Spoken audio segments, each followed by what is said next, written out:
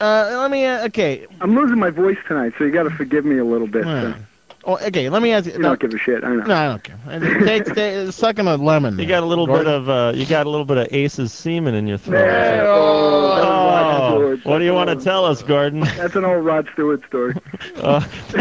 They pumped 4 gallons of semen out of Ace Frehley's stomach after he collapsed. You guys are brutal. All right, listen. Why does Ace owe you money? How did that happen? Oh, the whole money deal? Yeah, Ace Frehley is the guitar player for Kiss. And he was the original guitar player, and then they replaced him with really good guitar players, and then he came back again. And then they needed money again. How it came about that Ace owed me money, it was really weird. This is a really fucked up story. Now you're going to get me on the serious mode, whatever. But you guys could goof on it while I say it. All right. Ace and I worked on all his albums, all that stuff, and then I was trying to get his career back on track. So I mean, my whole career was on hold. I'm a keyboard player and all that stuff, and I was putting all my band projects on hold to help Ace get back on track and everything. And he's really bad alcoholic. It's like, and he's lazy. When he went in to do all the solo albums, he was really lazy and everything. So we're trying to push him and push him and push him. So we got a whole big giant fan club together for him to bring in some money because he was broke. He was like complaining that he's broke. He was driving a shitty car and all that stuff. Still in the makeup. It was brutal, man. It was like, was that? Well, yeah, he was still in the makeup though. No, still holding on to the glory days. No, this is after he was out of Kiss. Why was he driving a shitty car? I mean, because he didn't make a ton smart. of. He didn't make a ton of money with Kiss. Yeah, he did. He made a ton of money and he blew it. And he blew it all. Okay. He blew it all. He's the worst with money. So then we got new management. Wait, hold on. Think about that now, okay? Yeah. How much fucking money did the 4 guys from Kiss have back at the top? I mean, in the 70s? My God. It was a ridiculous amount of money. I mean, how could you blow? I mean, probably with coke or something. Mm-hmm. I mean, he had to be on the drugs. Yeah, it was definitely drugs and drinking. Now, in fact, Ace has probably told you, I mean, if you were his best friend, I mean, did he ever tell you the figures on like how much he pulled down? I knew exactly how much he blew because I was in on his management team, and we were trying to get the IRS off his ass, and we knew how much back taxes he owed and all that shit, and it was brutal. It was Can I put my drug dealer as a dependent? So I mean, do you know how much he was making? Like one of the best years of Kiss, like when they were in their prime and Ace was with them. How much was Ace pulling down? He was pulling in a couple of million. Couple million? Yeah. Oh man. He was pulling in a couple of million. I couldn't believe he blew, but he spent it as fast as he got it. And he never invested a dime. That was his problem. And I was always up his ass going, Ace, you got to take $1 and make something with it, instead of just spend.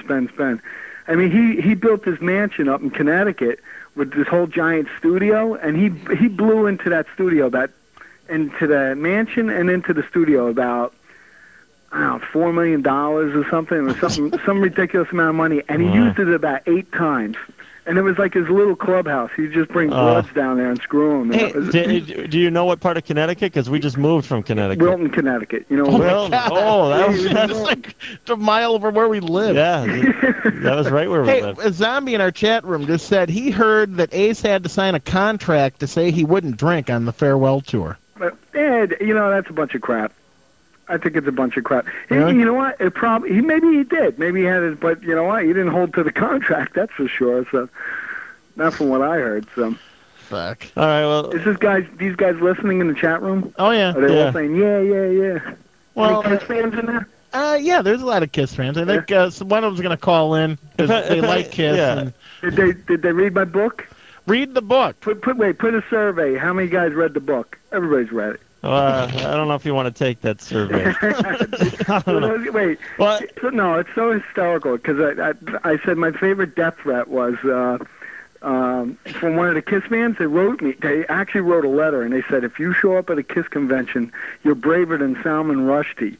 And I was like, Right. and I was like freaking out. Go, how does a Kiss fan even know who Salman Rushdie is? And then I said that on a radio show, and all these Kiss fans got bent out of shape. Everyone go to GordonGebert.com and you can look at the book. It's Gebert, Gebert, GordonGebert.com. You can order the book there. If you have a question for Gordon while we have him, give us a call. While you have me here. 877-E out of 99. These guys are fellow New Yorkers now. This is great. That's right. Now, wait, you guys are near me. I was just about to blurt out where you guys were, but I can't do that. You guys are near me. I should do this in the studio with you guys. No, you fucker. With the death threats you get? I don't know if we fear for our safety. John Rock is coming into town, so he keeps the heat off. I don't know if it's a shared audience. The hatred for John Rocker and the hatred for you. Maybe. Now, how do you, if somebody asks you, how could you be best friends with Ace Frehley at one time? I mean, maybe it's because of the whole money thing, but if someone asks you, how could you be best friends with Ace, but now you're going on all these radio shows and you're kind of like, you're dissing the band. I'm not dissing them. You're telling truths that they might not want you to tell. Yeah, but when they read the book, they freak out and they think I revealed all this stuff and everything. And I didn't. I was really kind to Ace in the book and everything.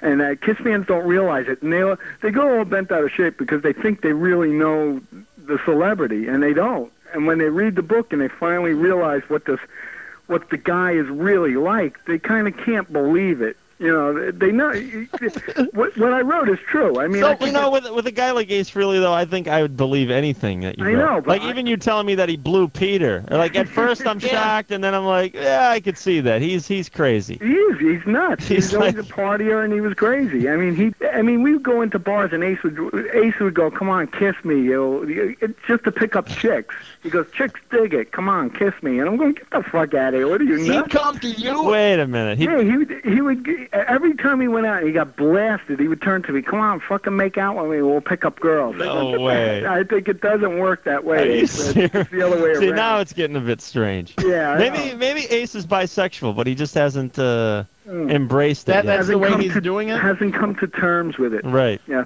Here, let's go to the phone. Let's talk to Steve.